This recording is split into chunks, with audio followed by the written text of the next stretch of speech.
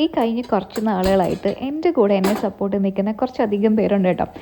അവരെല്ലാം എനിക്ക് ഒരേപോലെ ചോദിക്കുന്നതാണ് എവിടെ എൻ്റെ വീഡിയോസും മറ്റു കാര്യങ്ങളും എന്നിട്ട്. ഈ കഴിഞ്ഞ കുറേ ദിവസങ്ങളായിട്ട് ഞാൻ കാണുന്നതും കേൾക്കുന്നതും ഒക്കെ അതാ. ഇതിലും പല സന്തോഷം എന്താ മക്കളെ എനിക്ക് കിട്ടാനുള്ളത്? ഒന്നുമില്ല കേട്ടോ.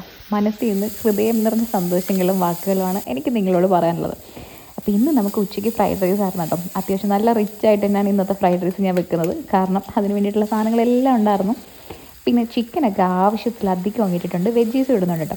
നമ്മളെപ്പോൾ ഫ്രൈഡ് റൈസ് വെച്ചാലും ഒന്ന് ശ്രദ്ധിക്കുക, ഒന്ന് ചോറ് തലേന്ന് ഫ്രിഡ്ജിൽ വേവിച്ച് വെച്ചിട്ട് എടുക്കുവാണെങ്കിൽ അത് കുറച്ചുകൂടി ടേസ്റ്റ് കൂട്ടുന്ന പോലെ എനിക്ക് തോന്നും. പിന്നെ അതുപോലെ റൈസ് വെജീസിനെക്കാട്ടി ഒന്ന് കുറയ്ക്കുക. കാരണം നമ്മൾ കുറച്ച് വെജിറ്റബിൾസും ഒരുപാട് റൈസ് ഇടുമ്പോൾ ഉണ്ടല്ലോ ഈ ചോറിനകത്ത് എന്തൊക്കെയോ ഇങ്ങനെ വാരി കുഴച്ചിടുന്ന പോലെ തോന്നും. പക്ഷേ ഇങ്ങനെ ചെയ്ത് നോക്കുക, നല്ല ടേസ്റ്റ് ആയിരിക്കും. പിന്നെ സ്പ്രിങ് ഓണിയൻ ഇപ്പോൾ എല്ലായിടും കിട്ടുമെന്നാണ് എൻ്റെ ഒരു ധാരണ. അപ്പം അതും കൂടെ ലാസ്റ്റ് ഒന്ന് സ്പ്രെഡ് ചെയ്തിട്ട് ഒന്ന് ക്ലോസ് ചെയ്തിട്ട് നമ്മൾ കഴിക്കാറാകുമ്പോൾ എടുക്കുമ്പോൾ ഉണ്ടല്ലോ അതിൻ്റെ ഒരു സ്പെഷ്യൽ മണവും കൂടെ വരുന്ന പോലെ എനിക്ക് തോന്നാറുണ്ട്.